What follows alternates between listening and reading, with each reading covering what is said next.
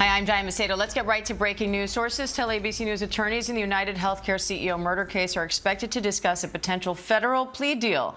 That conference is scheduled for Friday. ABC's Matt Rivers is here for more. Matt, you were there for the hearing in the state case yesterday, but this is for the federal case. So what do we know so far? Yeah, so just to remind our viewers, Mangione is charged both at the state level and the federal level after carrying out that assassination-style killing of this United Healthcare CEO, alleged killing in December of 2024.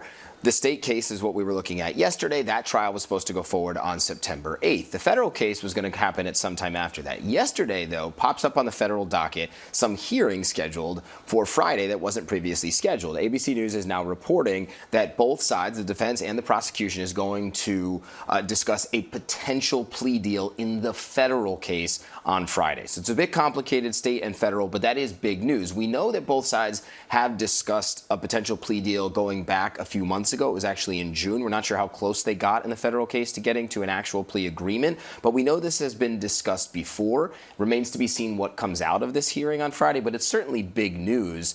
And then the question would become, well, what happens to the state case? Right? That one's supposed to start soon. And that one was supposed to be starting on September 8th with jury selection. We're not sure if there is a plea deal reached on Friday, and that's a big if, what that would mean for the state case. One thing we do know is that state prosecutors have said in the past that if there were eventually a plea agreement reached in the federal case, that state prosecutors would lobby very hard the judge in the federal case to impose an even stiffer sentence or the stiffest sentence that they could possibly allow. So there's a lot up in the air right now, but this is a major development in this case, and it really kind of throws all of this into question about where both the state and the federal case go from here. So many moving pieces. I know you're watching them all. Matt Rivers, thank you. Thanks, Dan.